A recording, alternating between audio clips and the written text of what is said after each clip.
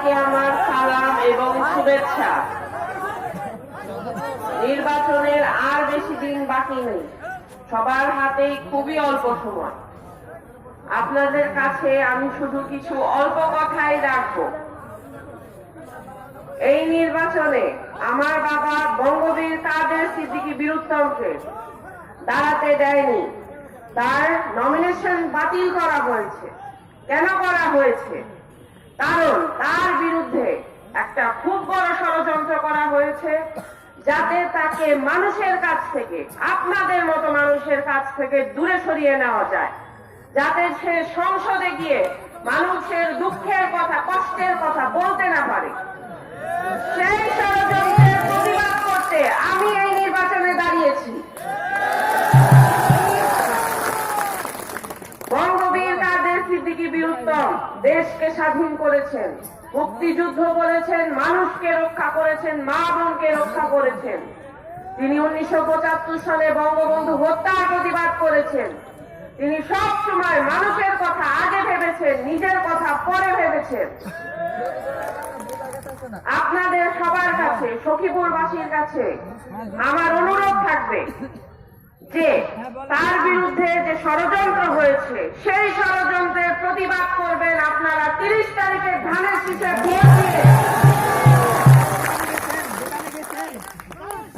বেগম খালেদা জিয়াকে একটা পরিত্যক্ত কারাগারে বন্দী করে রাখা হয়েছে, ষড়যন্ত্র করা হয়েছে, তাকে ইলেকশনে আসতে দেওয়া হয়নি, যাতে তাকেও মানুষের কাছ থেকে দূরে সরিয়ে নেওয়া যায়। সেই ষড়যন্ত্রের প্রতিবাদ করবেন আপনারা 30 তারিখে ধানের শীষে ভোট দিয়ে। বেগম জিয়াকে কারাগার থেকে মুক্ত করতে 30 তারিখে ধানের শীষে ভোট দিবেন। আমরা উপজেলা মাঠ চেয়েছি, আমাদের দেয়নি। আমরা ডাকবাংলো মাঠ চেয়েছি, আমাদের দেয়নি।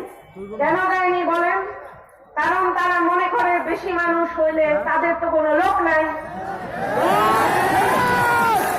তাদের কোনো ভোট নাই।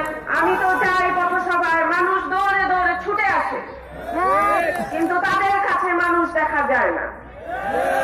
এই জন্য তার মানে কি? তার মানে তারা ভয় পায়, মানুষকে ভয় পায়। কিন্তু আমরা মানুষকে ভয় পাই না, আমরা মানুষকে ভালোবাসি, মানুষ আমাদেরও ভালোবাসে। আমাদের নেতা কর্মীদের বিরুদ্ধে মিথ্যা মামলা চাপানো হয়েছে। 3 দিন প্রচারণা কি হয়েছে, তার মধ্যে অ্যারেস্ট করা শুরু করে দিল। প্রত্যেক দিন করছে।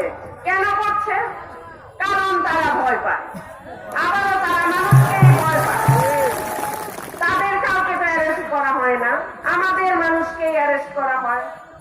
এই জন্য আপনাদের বলি, আমি ভয় পাই না, আপনারাও ভয় পাবেন না। 30 তারিখে ধানের শীষে ভোট দিয়ে এদের মুখে একটা জবাব দিয়ে দিবেন, এই সব ষড়যন্ত্র করে কোনো লাভ নেই। আমি কখনো রাজনীতি করিনি। আমাদের এই নির্বাচনী প্রচারণায় আমার পাশে যত মানুষ এসেছেন, তাদেরকে আমার মন থেকে ধন্যবাদ।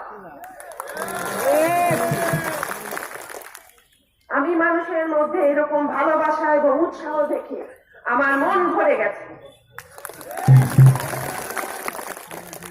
আমরা অনেক জায়গায় যেতে পারিনি, কারণ নির্বাচনের প্রচারণার সময় খুবই অল্প ছিল। অনেক নিয়ম কারণ আছে যেগুলো মানতে হয়েছে।